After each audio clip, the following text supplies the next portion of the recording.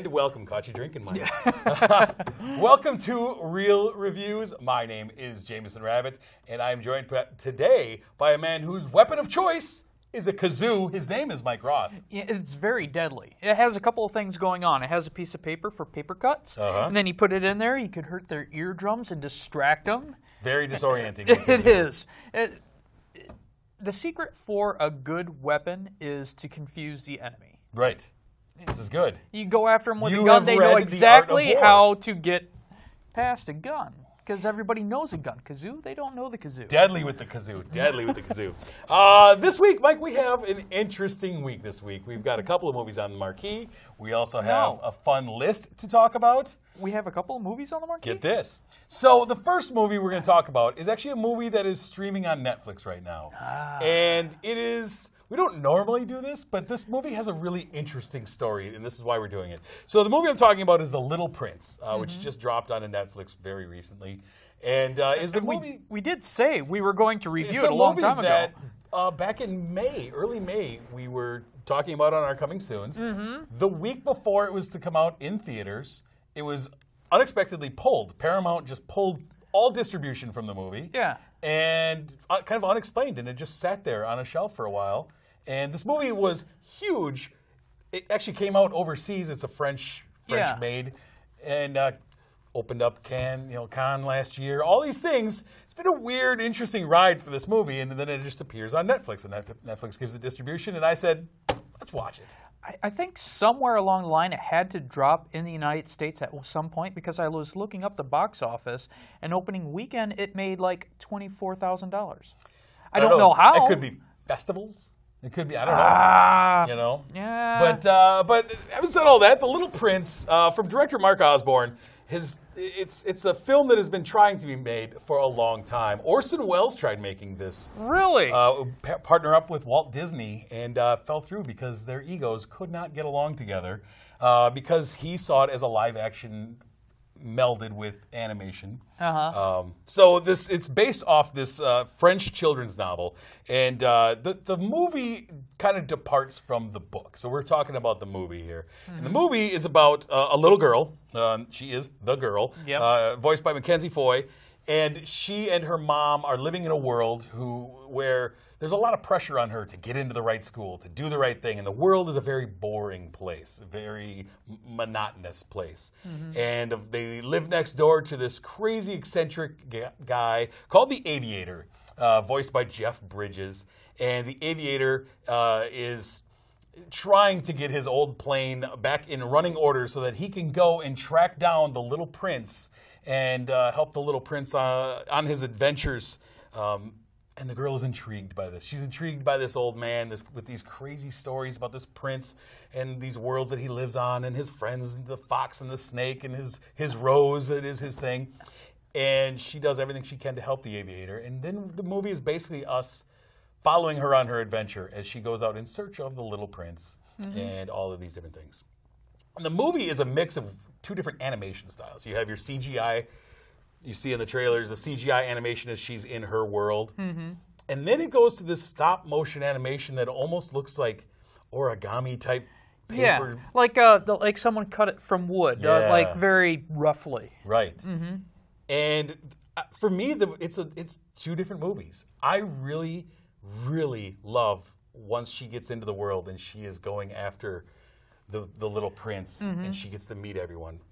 That opening animation, I did not care for. I really liked Ricky Gervais. Ricky Gervais? Yeah, Gervais. Conceited man. That was awesome. I thought that was pretty cool. He was really his good. Character. With me, I liked the film. There was a lot of whimsy in it. I felt like the actual story, though, like the feelings that I had wasn't the feelings that the producers or the director wanted me to have. I saw in the beginning a really sweet relationship with the child and the mother, and even though through visually it's supposed to be gray and boring and seems like drudgery, there was a chemistry between the little girl and her mom, and I felt like that bond was broken through this wonderful world that was coming out, and I felt a little saddened about that. All right, that's fair enough. And I did like the animation style, I thought it was very creative, but when it came down to the actual heart of the story, I could not. You were disconnected. I was disconnected. Okay. Yeah, I thought it was, first off, I thought the voice cast was incredible. Yeah. I mean, you have Paul Rudd playing the Mr. Prince, the grown-up Prince.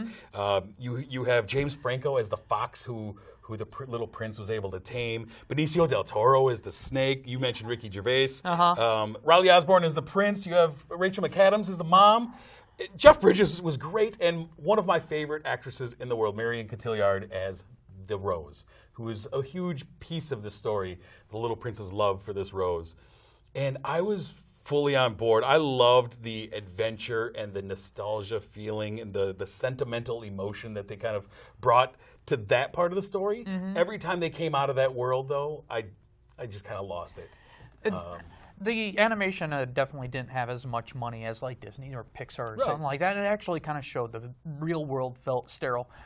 When they didn't go with that very creative looking woodblock animation, it felt like a dustless world. Well, it was very supposed small. to. I mean, yeah, it was supposed to feel like a bland world, but it just kind of felt boring to me. And so, having said all that, though, I loved the actual. The heart of the story, the meat of the story. And so what did you end up giving The Little Prince? I gave it a 3. I thought it was a good movie. I think people definitely should check it out. You might not have the same emotions I had about it and absolutely love it. I really thought the ending, I couldn't connect, and I couldn't connect with the fact that I was supposed to be okay with a daughter leaving the love of her parents. No.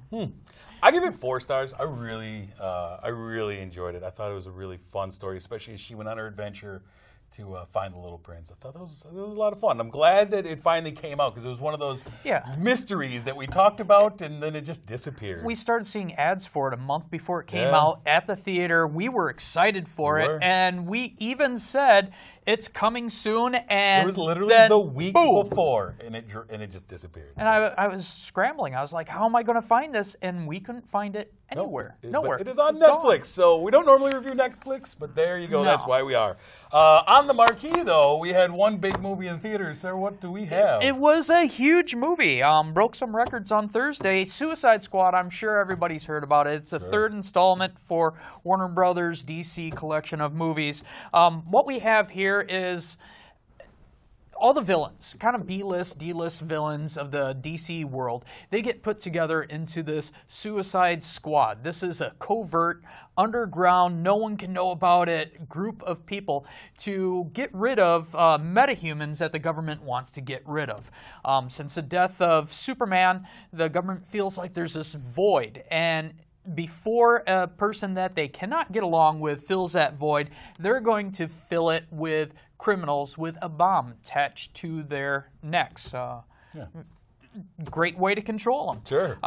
We have Will Smith, who plays Deadshot, and Margot Robbie, sorry, as Harley Quinn. They're your major characters. You also have Diablo, played by Jay Hernandez, who did a fine job. We have Boomerang, which this is kind of decreasing in popularity, who was funny. His big thing is boomerangs. You could see why he's not a huge villain in the DC world. Goes down to Killer Croc. A lot of people know who that is, but not a major character. And unfortunately, very little played for Katana and Mr. Slipknot, who master of ropes and knots. Yeah, he's a good Boy Scout.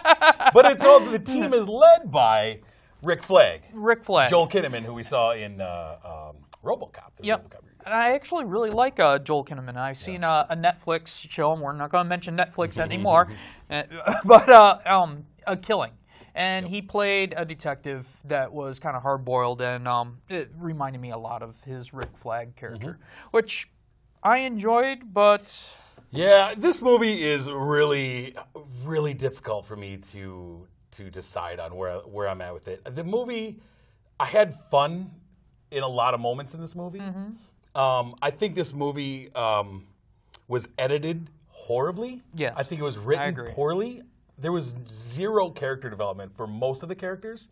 I thought that Amanda Waller, who is the agent, played by Viola Davis, who kind of puts this all together, she has all of the exposition in this movie. She has way too much screen time.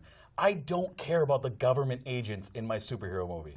I want to see the heroes and villains, not the government agents. Yeah. And she got way too much screen time to the detriment of most of the characters. You're mentioning characters. They didn't even say some of their names until it was partway into the movie. Yeah. Killer Croc is an interesting character, and your introduction to him is, so we found this guy who's a crocodile. Moving on. Like, Yeah. well, what? And Slipknot. And guarantee Slipknot we got don't robbed. really need to know what happened to They Slipknot. didn't even mention his name hardly. No, they didn't.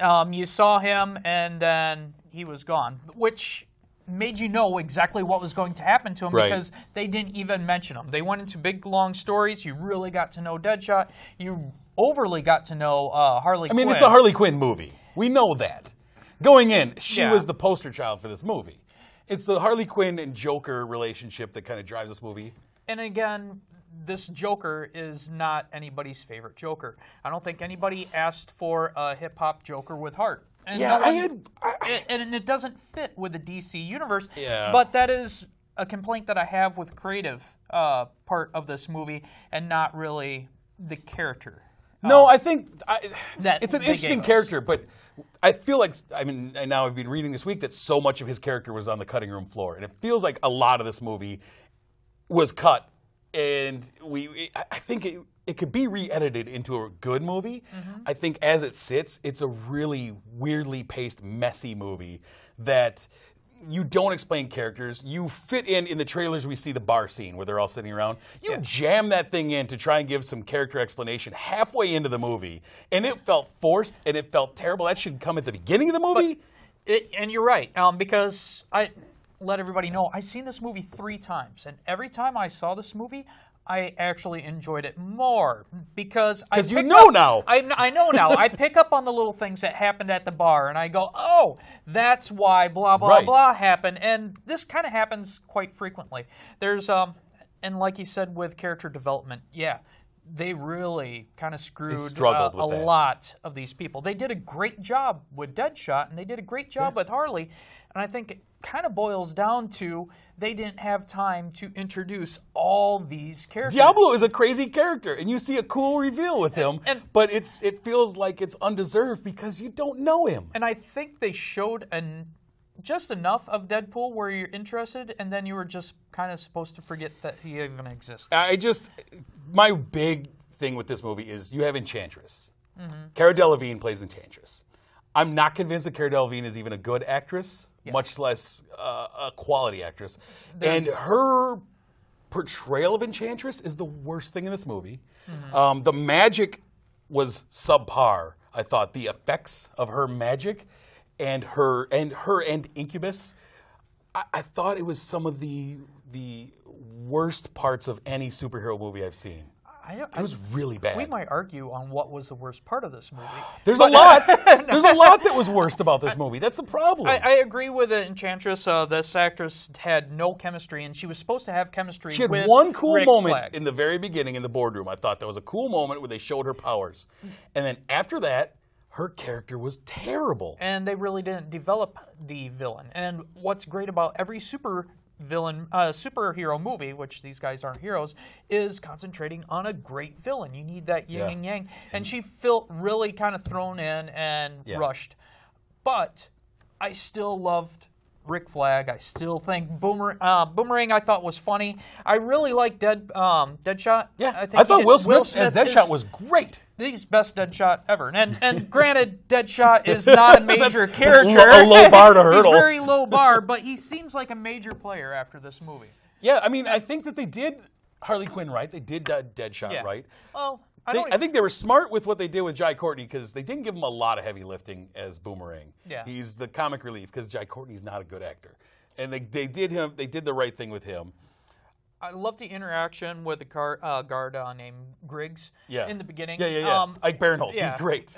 Harley Quinn and Griggs in the beginning, that whole dialogue was just fantastic. Yeah. And that's what I'm saying. There's parts of this movie that I really enjoyed. But it was just betrayed by horrible writing and horrible editing. they tried to recapture, they tried to make this Guardians of the Galaxy. Yeah. It was so obvious with the soundtrack and how they were doing it. Oh. And did they fall mightily short of Guardians of the Galaxy, which is at a pinnacle of superhero movies. Yeah.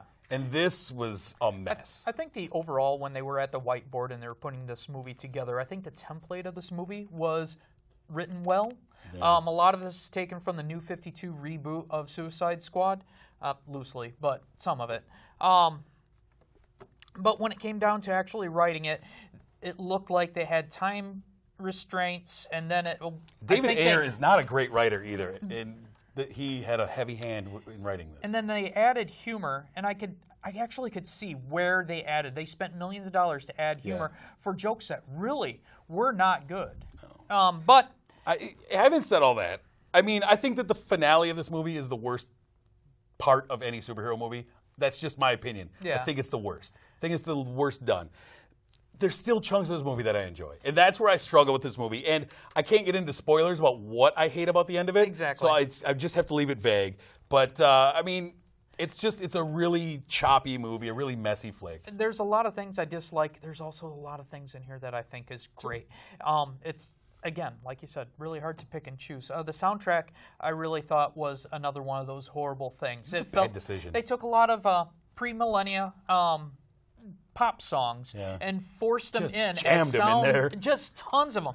Everything. Hey, kids like these, right? Yeah, 70s, 60s, 90s. They love the Guardians, man. They love that Guardian soundtrack. Made money. But the Guardians, a lot of that had parts of it where this felt like it was shown in. They were like, oh, this is the song that kind of reminds me during this scene. Why don't we just do away with the orchestra or score or anything and just shove in Ozzy Osbourne or Creedence Clearwater or something like that, which is great. But one of those songs, a lot of these songs actually, have been beaten to death in more popular films prior. Right, yeah. The song from Wayne's World. They're in the public consciousness already. Yeah, it's like, I don't want to hear that song. That song was not that great until Wayne's World made it great, and now it's not great anymore because it was overplayed. I agree. But anyhow. I give it 2.5 stars. You gave it 2.5? 2.5, right down the middle. There's a lot. There's some good. There's some terrible. It seems like a cop-out, but I think 2.5. After the third time I'm seeing this, and I knew what was coming up, I would have gave it a 3.5, but that's not what I'm not telling you what to rate the movie after the third time. Sure. The first time, I'd give it a 3. Fair enough. Fair enough. I thought it was a good movie. I think people should check it out if they have nothing People are checking out. People are definitely going. Did you think it was better than Batman versus Superman? No. I thought it made me Really? raise my score for Batman. Raise my appreciation for Batman versus Superman. I think it was better than the last. All right, so I said we have a list this week, and I am not going to lie to you. This week we are going to talk about, since we talk about Suicide Squad, a movie where you have to root for the bad guys, I guess. Yep. We are going to count down quickly our top 5 favorite films to root for the bad guys. And this is going to be interesting. Yeah? This is going to be very interesting. So, should I start or should you? Go ahead, you start, I believe. First one on my list is Crank. We have Jason Statham plays Chev Chelios. He's injected with a poison that's slowing down his heart, and he needs adrenaline to stay alive until he could get to his revenge. And you root for this guy the entire time. He's an assassin. He's a terrible person. Right. But the entire time you are going, yeah! And you feel good for him. And then you feel bad for him at the very end because inevitably what they promised in the beginning happens in the end. Of course. Chev Chelios. Love that guy. My number 5 movie where I root for the bad guys. Look, I am a sucker for gangster flicks. I could just fill this with gangster flicks. Oh, yeah. And I had to actually cut a couple out, but my number 5 is Goodfellas. Rooting for Henry Hill and Jimmy Conway and Tommy. It's just so much fun because they're family. They live by a code. You root for them to get away with everything, to issue out some street justice and, get away with everything they're doing. And the finale where Henry Hill's going crazy and the cops are following him, I'm rooting for him to get away. The helicopters are over. I'm like, go, run, Henry. Love Goodfellas. It had a great soundtrack. It did have a good soundtrack. Yeah. That's Scorsese right there. All right, your number 4. My number 4, it sounds out of place, but stand by me. You have 4 kids who run away, steal a gun to go find fame and fortune by being the first one to discover a dead body that they know about. They could just tell the cops and let the family, but no. they decide to run away and go on a dangerous thing, and you root for them the entire time. When they're trespassing and they jump over, you're like, yay! That mean old man trying to keep you off his property. And a great soundtrack right there as well. Great soundtrack again, and you root for them the entire time. That Will Wheaton. That's a great movie right there. My number 4 is...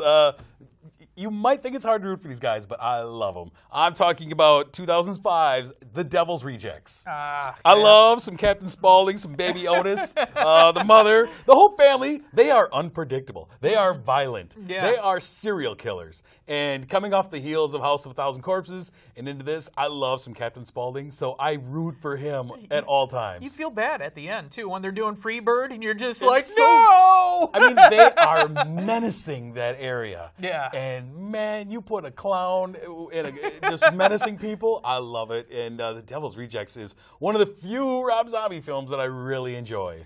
I love 10,000. Was it 10,000 or 1,000? House of a Thousand Corpses, 1,000 Corpses? They might be 10,000 by now. It's been a while. It's been a while. Yeah.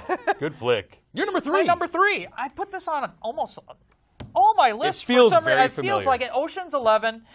You got George Clooney, Bernie Mac, Brad Pitt. You got a whole slew of A-listers doing this movie. It's fun. You root for the guys to steal millions of dollars from 3 casinos because a guy is a jerk. Yeah, great heist movie. Right there. Great heist movie, and you root for them all the way till the end, and you feel really good that they accomplished a really terrible deed. Yeah. Yeah. It's weird. It's really good. My number 3 is about a con man. A lot of great con man movies. This is, I think, my favorite, though. It's Catch Me If You Can from 2002. Yep. Another Scorsese movie. But you root for Leonardo DiCaprio's Frank Abagnale Jr. Mm-hmm. He is running Tom Hanks as the agent, trying to track him down. Frank Abagnale Jr. has conned his way into being a Pan Am pilot, a doctor, all kinds of various things, and just millions of dollars traveling around the world, conning people left and right, and I'm rooting for him the whole way. Yeah, you're like, run, Frank. You can make it. I love it. It's a lot of fun. My number 2. Yeah. Pulp Fiction. Quentin Tarantino, he makes great this movie's movies. Full of bad guys. Every single one of them is a complete dirtbag. Your best guy, Bruce Willis, who plays Butch, who said he was going to go down and he didn't go down. And you're rooting for him to get away. You're rooting for Hitman. Yeah. John Travolta plays Vincent Vega. He shoots a guy in the face, and you hope he gets away with it. You feel bad for Marvin, but you feel worse for Vincent when he gets shot and killed on a crapper. Pulp Fiction, every single bad guy in there has some turmoil that you desperately root and you cheer for them when they're all out of their predicament. That's kind of one of the things that Tarantino is best at. You could fill this list with Tarantino movies. You could. Because they're all shades of gray at best. A lot of them are just bad people. You're rooting. These guys are never shades of gray. He fills his universe with hitmen for the most part. So you're always rooting for a hitman to get away with something for most of his films. Yeah. And that's a great choice right there. My number 2 is another group of guys that they are bad dudes right from the get-go. I'm talking about the gang from Heat. Oh, man. Neil McCauley, Chris, Michael Cerrito, De Niro. This is one of my favorite movies of all time. And you open it up, and they're robbing an armored car, and they are just flat out murdering guards for no reason to get this one bond. Not even to steal the whole armored car. We need this one thing. And they are just dirtbags, but they live by their code. And they are, when Pacino is chasing after them, I'm rooting for De Niro all the way. Wasn't this a movie that was on a continuous loop for you? Pretty much. Yeah, like, all right, I'm done. I guess I'm going to watch Heat This was the first DVD I ever owned, was Heat. When I got my DVD player, Heat was my first DVD. I was that way with RoboCop. Yeah? Yeah, I quoted that thing way too much in stuff. Very inappropriate areas. It was weird. Great movie. My number 1? Your number 1! Best movie, it's hard to say best movie in the world, but it's gotta be really close. Coolhand Luke. Paul Newman plays Luke. George Kennedy plays Dragline. It's one of the first buddy movies that I know of that It's actually a buddy movie. Coolhand Luke, he's a jerk. He does nothing. He's just very selfish person. But the entire time you're like, run, Luke, run. Yeah, shaking that stick. He's fooling the man. Go, go, go. And you feel really bad for him when the prison guards who just want to do their 9 to 5 and go home, and they're like, we got to do something to him. Why don't you dig a hole? And you feel bad for him that they're like, oh, why are you punishing Luke? He's a good old boy. You don't mess with him. Damn the man. And you feel bad for him in the end. Yeah. And you feel bad for Dragline, too, because he just wanted to live in his shadow. Right. He got caught up in it. And you just want to cry. And you want to cry for a criminal that's very selfish, and he's kind of a jerk, and you don't realize it until much later. And if anybody tells you Luke was a jerk right afterwards, you're like, no, man. But you know what? That's charisma. Charisma is the big thing, and that's why I have my number one. Nice. A guy who is eternally charismatic. I'm talking about the movie Bronson. And I just love watching the story. Tom Hardy has this weird charisma about this guy, Michael Peterson, who is sentenced to jail for trying to rob a post office. And while he's in jail, he decides, if I'm going to be here, I'm going to be the greatest criminal ever. This is based on a real guy. And he spends the next 30 years in solitary confinement because every time they take him out of solitary, he just kills a guard. Yeah. And he forms this alter ego in his mind called Charles Bronson. And he goes maniacal. And the charismatic way he plays this with this crazy intensity, and it breaks into these weird dialogues, these monologues that he does to camera. It's a great movie. And he is a horrible, horrible person. He's just murdering innocent people every time he gets a chance, and I love it. It's one of my favorite movies ever, and it's phenomenal. So Bronson, my number one. That's one on your list that I have not seen. I'm gonna have to check Michael, that out. check it out. Does he do a good Charles Bronson? It's not really a Charles Bronson impression. Just the attitude, the aura of Charles Bronson. Yeah, so those are our top 5 favorite movies that we root for the bad guys in. And that's a hard list. There is tough. a lot of stuff out there. I wanted to many. put Breakfast Club on. I wanted Goodfellas also. I had some Jimmy Cagney movies. I mean, it's just tough. But those are our top 5s for today, at least. Yeah. Let's take a look at what is coming out. Coming soon, the weekend of August 19th, we'll have 3 movies on the box office. The first one is the reboot of Ben-Hur. Ben-Hur remake coming out. Not sure who called for this, but it's coming your way. Do you know what the runtime on that is? It's not the 3.5 hours that the original was. I know that. I believe this one's about half that. We also have War Dogs with Miles Teller and that guy. Forgot his name. But really it looks talented funny. actor. It does look kind of funny. A couple of regular guys who decide we're just going to get into selling drugs and guns. Yeah, because they undersold everybody else. Why not? Weird. Undercutters. And the final movie coming out is an animated movie called Kubo and the Two Strings. We've been seeing trailers for this. It feels like for a year. Yeah. And it's a really interesting animation style, I think. Kind of still frame, but it's not. Yeah. And they really play on that one song, As My Guitar Gently Weeps, over and over. But they do it in a style where after like the 3rd time I'm seeing the ad, I was like, oh, yeah, that's that song right there. That's not that old. Yeah, no, it's not. It's a really interesting movie. I'm kind of excited to go see it. So those are all coming out the weekend of August 19th. Next weekend, we are going to be talking, we got a whole bunch of movies. We got Florence Foster Jenkins. We got Sausage Party. And we have Pete's Dragon. Oh, boy. It sounds like a blockbuster week. But we will see. Can I mention one more thing? Please do. Stranger Things, Netflix. Last time I'm going to make ever a Netflix. Check it out. You got to check it out. I'm on my 3rd rewatch of that movie. Yeah? Series, yeah. It's the best. It's phenomenal. It's taking me 2 days at a time to get through the series. It's the best. I feel bad for Barbara. I'm waiting. Who I'm says waiting she for would season. love to do Squirrel Girl. I'm waiting for season 2 of Stranger Things. It can't come fast enough. Yeah. Just cannot. I know they haven't started, but it should be here already. Yeah, definitely check that out while you're checking out everything else that we tell you to check out. But first, go to Marcus Theaters because we want to thank our sponsor, of course, Marcus Theaters, the Palace here in beautiful Sun Prairie. Thank you for sponsoring our show. We do appreciate that. We also want to send you towards our Facebook page and our Twitter pages. Go on there, like us, friend us, chat with us. At Real Reviews TV, we'll get you all of those places. You can find more of us on ksun.tv, along with tons of other shows here. and all that stuff, right? Yeah. All that stuff. They keep on changing their menu at Marcus Theaters, so it's another reason. If you haven't gone within like a couple of months, you have to go again just so you can check out that menu. Keep it fresh. Yeah, they do. Keep it fresh. All right, next week we're going to be talking about all the movies I just told you, but until that time, my name is Jameson. I'm Mike Roth. Thanks for watching.